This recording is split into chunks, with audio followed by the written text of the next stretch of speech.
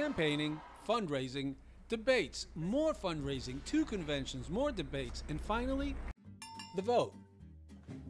The U.S. presidential election happens every 4 years on the first Tuesday in November, but Election Day is really just the last step in a years-long process. It starts with the primary, when states vote on who should be the nominee for each political party.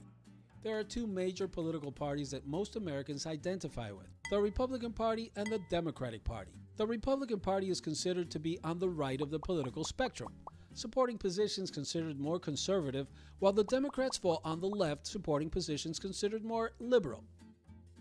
Every summer, before the election, the 2 parties hold week-long events called conventions to officially select their nominee. Each state will send delegates to the conventions who act as representatives of the results from the primary. Arkansas cast 9 votes for Bernie Sanders and 27 votes for our next president, Joe Biden. The candidate who wins the majority of those delegates then accepts the nomination.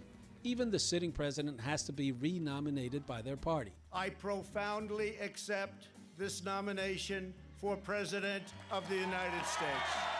But if he or she has already served 2 terms, they can't run again. Once the nominees are secured, it's on to the general election. Although the nominees may attack each other as they campaign, they won't actually face off until the debates a month before the election.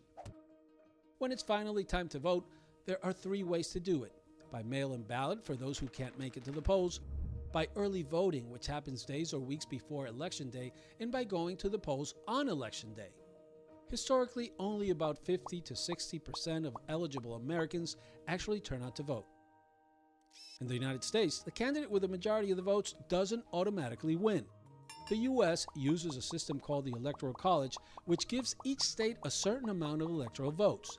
The amount of electoral votes a state gets is determined by how many representatives they have in Congress. If a candidate gets the most votes in a state, they get the electoral votes for that state, except in Nebraska and Maine, where they are awarded based on a statewide and district results. You need 270 out of 538 electoral votes to become president.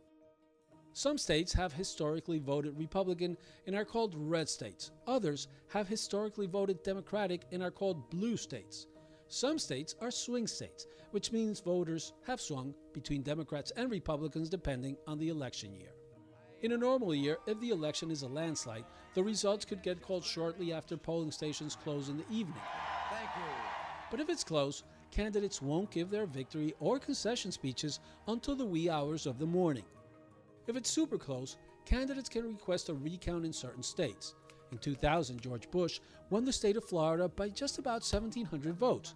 After a recount, it was only 327, and ultimately, the Supreme Court had to weigh in to certify the results. Because of COVID-19, mail-in voting is expected to increase and states are facing challenges, like shortages of poll workers. It may take some states days or weeks to finalize their results.